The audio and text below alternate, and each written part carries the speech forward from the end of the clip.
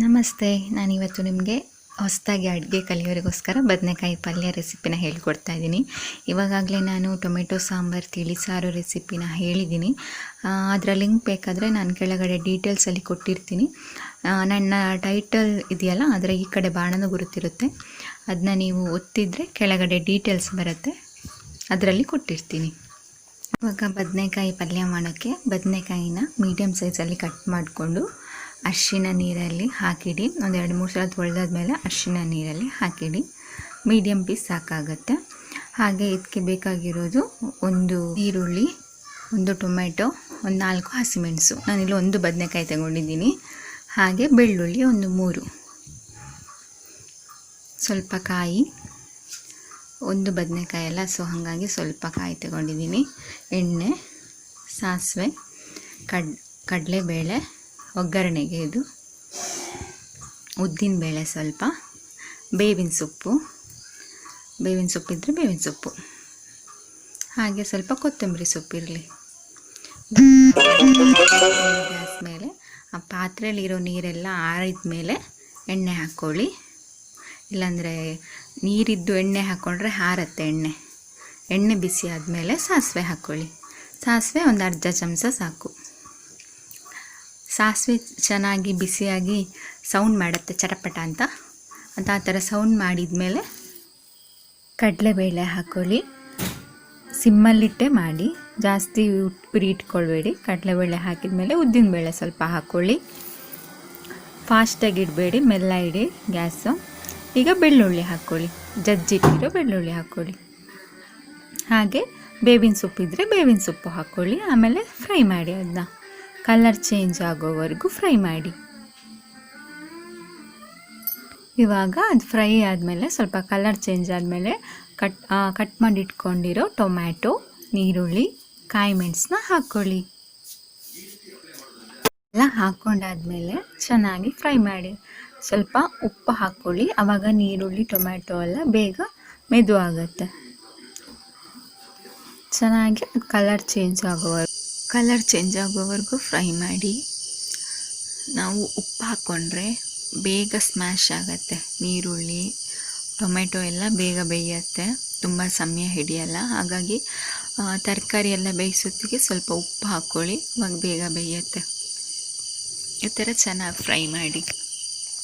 ಅದು ಮೆದು ಆಗಬೇಕು, ಎಲ್ಲ ಮೆತ್ತಗಾಗಬೇಕು. ಇದು ಚೆನ್ನಾಗಿ ಫ್ರೈ ಆದಮೇಲೆ ಕಟ್ ಮಾಡಿ ಇಟ್ಕೊಂಡಿರ್ತೀರಲ್ವ ಬದನೆಕಾಯಿ, ಅರಿಶಿಣದ ನೀರಲ್ಲಿ ಅದನ್ನ ಇದಕ್ಕೆ ಹಾಕ್ಕೊಳ್ಳಿ. ಮೀಡಿಯಮ್ ಸೈಜ್ ಇದ್ದರೆ ಸಾಕು. ಬದನೆಕಾಯಿ ಒಂದು ದೊಡ್ಡ ಬದನೆಕಾಯಿ ಇತ್ತು, ಸೊ ಹಾಗಾಗಿ ಒಂದೇ ತಗೊಂಡಿದ್ದೆ ನಾನು. ಸಣ್ಣದಿದ್ದರೆ 2 ತಗೊಳ್ಳಿ. ಮೀಡಿಯಮ್ ಸೈಜಲ್ಲಿ ಕಟ್ ಮಾಡಿ ಇಟ್ಕೊಳ್ಳಿ. ಇದೆಲ್ಲ ಹಾಕಾದ್ಮೇಲೆ ಮಿಕ್ಸ್ ಮಾಡಿ, ಒಂದು ಸಲ ಚೆನ್ನಾಗಿ ಮಿಕ್ಸ್ ಮಾಡ್ಕೊಳ್ಳಿ. ಈ ಥರ ಚೆನ್ನಾಗಿ ಮಿಕ್ಸ್ ಮಾಡ್ಕೊಳ್ಳಿ. ಇದೆಲ್ಲ ತುಂಬ ಈಸಿಯಾಗಿರೋ ರೆಸಿಪಿ. ನೀವು ಫಸ್ಟ್ ಅಡುಗೆ ಕಲಿಯೋರಿಗಂತೂ ತುಂಬ ಹೆಲ್ಪ್ ಆಗುತ್ತೆ. ಏನು ಗೊತ್ತಿರಲ್ವಲ್ಲ, ಆವಾಗ ಈ ಥರದ್ದು ಮೊದಲಿಗೆ ಸಿಂಪಲ್ ರೆಸಿಪಿ ಎಲ್ಲ ಮಾಡ್ಕೊಂಡಾದ್ಮೇಲೆ ಬೇರೆ ರೆಸಿಪಿನ ಮಾಡ್ಕೊಬೋದು ನೀವು. ನೋಡಿ, ಈ ಥರ ಚೆನ್ನಾಗಿ ಮಿಕ್ಸ್ ಮಾಡ್ಕೊಳ್ಳಿ. ಚೆನ್ನಾಗಿ ಮಿಕ್ಸ್ ಮಾಡ್ಕೊಂಡಾದ್ಮೇಲೆ ಒಂದು ಸ್ವಲ್ಪ ನೀರು ಹಾಕ್ಕೊಳ್ಳಿ. ನಿಮಗೆ ಸ್ವಲ್ಪ ಅದರ ಪಲ್ಯದ ರಸ ಬೇಕು ಅಂತಿದ್ರೆ ಸ್ವಲ್ಪ ಜಾಸ್ತಿ ನೀರು ಹಾಕ್ಕೊಳ್ಳಿ.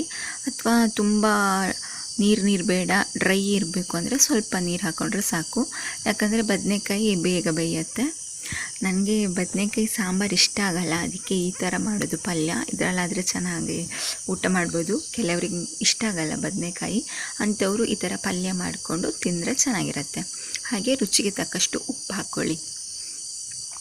ಸ್ವಲ್ಪ ನೀರು ಜಾಸ್ತಿ ಆದರೆ ಅದರಲ್ಲಿರೋ ಗ್ರೇವಿಯಿಂದಲೇ ಊಟ ಮಾಡ್ಬೋದು. ಹಾಗಾಗಿ ನಾನು ಸ್ವಲ್ಪ ನೀರು ಜಾಸ್ತಿ ಹಾಕ್ಕೊಂಡಿದ್ದೀನಿ. ಉಪ್ಪೆಲ್ಲ ಹಾಕಾದ್ಮೇಲೆ ಈ ಥರ ಮುಚ್ಚಿಡಿ. ಒಂದು 3-4 ಮಿನಿಟಲ್ಲಿ ಬೇಯುತ್ತೆ ಅದು. 1-2 ನಿಮಿಷ ಬೆಂದಾದ್ಮೇಲೆ ಒಂದು ಸಲ ಬಾಯಿ ತೆಗೆದು ನೋಡಿ, ಮುಕ್ಕಾಲ್ವಾಸಿ ಬೆಂದಿರತ್ತೆ. ಆವಾಗ ಕಾಯಿ ತುರಿನ ಹಾಕ್ಕೊಳ್ಳಿ. ಕಾಯಿ ತುರಿನ ಹಾಕ್ಕೊಂಡು ಚೆನ್ನಾಗಿ ಮಿಕ್ಸ್ ಮಾಡಿ. ಬದನೆಕಾಯಿ ಎಲ್ಲ ಬೇಗ ಬೇಯುತ್ತೆ, ತುಂಬ ಹೊತ್ತು ಹಿಡಿಯಲ್ಲ. 5 ನಿಮಿಷ ಸಾಕು ಬದನೆಕಾಯಿ ಪಲ್ಯ ಮಾಡೋಕ್ಕೆ. 5-6 ನಿಮಿಷ ಸಾಕಾಗತ್ತೆ. ನೋಡಿ, ಈ ಥರ ಚೆನ್ನಾಗಿ ಮಿಕ್ಸ್ ಮಾಡ್ಕೊಳ್ಳಿ. ಚೆನ್ನಾಗಿ ಮಿಕ್ಸ್ ಎಲ್ಲ ಆದಮೇಲೆ ಕೊತ್ತಂಬರಿ ಸೊಪ್ಪು ಕಟ್ ಮಾಡಿ ಇಟ್ಕೊಂಡಿರೋದನ್ನ ಹಾಕ್ಕೊಳ್ಳಿ.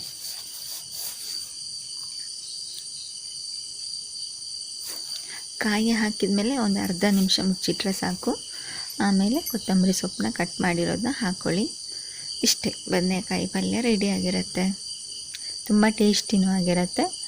ತಿನ್ನೋಕ್ಕಾಗಲ್ಲ ಅಂತ ಹೇಳೋರು ತಿನ್ಬೋದು. ನನಗೆ ತುಂಬ ಇಷ್ಟ. ನಾನು ಅಷ್ಟೇ ಮುಂಚೆ ಬದನೆಕಾಯಿ ತಿಂತಿರಲಿಲ್ಲ, ಬಟ್ ಈ ಥರ ಮಾಡಿದರೆ ತಿಂತೀನಿ. ಸಾಂಬಾರಲ್ಲೂ ಚೆನ್ನಾಗಾಗತ್ತೆ, ಒಂದು ಬೇಳೆ ಎಲ್ಲ ಹಾಕಿ ಮಾಡಿದರೆ. ನೋಡಿ, ಬದನೆಕಾಯಿ ಪಲ್ಯ ರೆಡಿ ಆಯಿತು. ನಿಮಗೆ ಮೊದಲನೇದಾಗಿ ಅಡುಗೆ ಕಲಿಯುವಾಗ ಈ ಥರದ್ದು ಸಣ್ಣ ಸಣ್ಣದೆಲ್ಲ ಮಾಡಿ ಹಾಗೆ ಅಭ್ಯಾಸ ಆಗುತ್ತೆ. ಆಮೇಲೆ ಒಳ್ಳೊಳ್ಳೆ ರೆಸಿಪಿನ ಮಾಡ್ಬೋದು ನೀವು. ಓಕೆ ಫ್ರೆಂಡ್ಸ್, ನಿಮ್ಗೆ ಇಷ್ಟ ಆಗಿದೆಯಲ್ವಾ? ನಿಮ್ಮ ಫ್ರೆಂಡ್ಸಿಗೆಲ್ಲ ಶೇರ್ ಮಾಡಿ, ಓಕೆನಾ? ಅವರಿಗೂ ಹೆಲ್ಪ್ ಆಗಲಿ ಈ ಸಣ್ಣ ಸಣ್ಣ ರೆಸಿಪಿನೆಲ್ಲ ನೋಡಿ ಕಲಿಯೋಕ್ಕೆ. Okay, thank you. ಇವಾಗ ನಾವು ಒಂದು ಬ್ಯೂಟಿ ಟಿಪ್ಸ್ನ ನೋಡ್ಕೊಂಬರೋಣ.